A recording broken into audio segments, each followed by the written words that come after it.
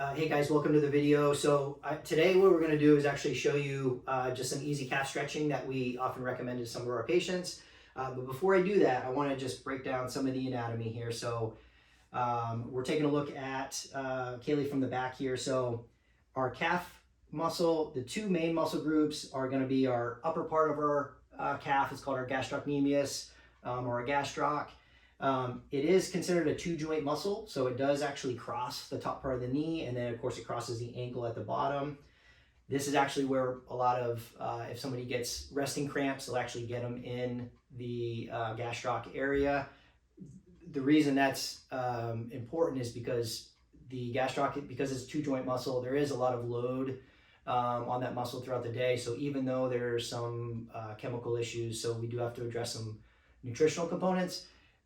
Things like hamstring, which is a two joint muscle, the gastroc, which is a two joint muscle, those are common areas where people will get some cramping. So in addition to the nutritional recommendations, we will oftentimes recommend some basic stretching for it as well. So there's our gastroc there. And then the lower part of our calf is called our soleus. It actually runs deep to the gastroc. It just doesn't cross the knee. And then both of those together will come together to form our Achilles tendon, which is the big strong tendon in the back of our leg. So obviously, we need to address the calf component if somebody does have some Achilles issues, but we'll also see things like calf strains, which we need to address that. And then obviously just the mechanics of the ankle itself.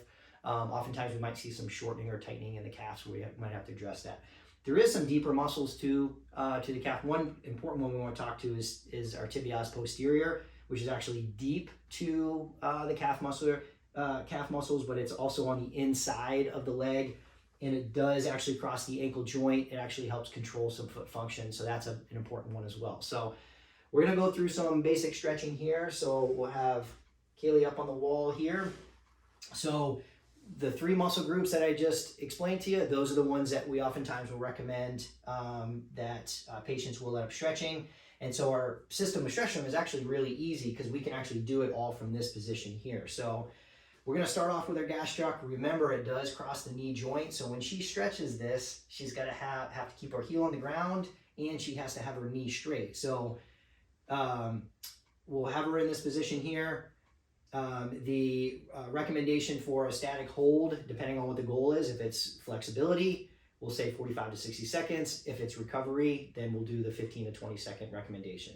Okay, so from this position here, we don't really have to change anything to go down to the soleus here. All we do is keep our heel on the ground, and then we'll bend at the knee. And I usually ask patients, you feel how that shifts down to the lower part of the calf? Same recommendation for hold time on that as well, okay? And then from there, to get that tibialis posterior we talked about, all we're gonna do in this same position, we're just gonna tilt that foot out a little tiny bit. We're gonna keep that knee bent, and then this is a great way to stretch the tibialis posterior. So those are our biggest, you can relax there. So those are our big recommendations for how to stretch the calf. If you have any questions, please let us know. Otherwise, we will see you next time. Thanks.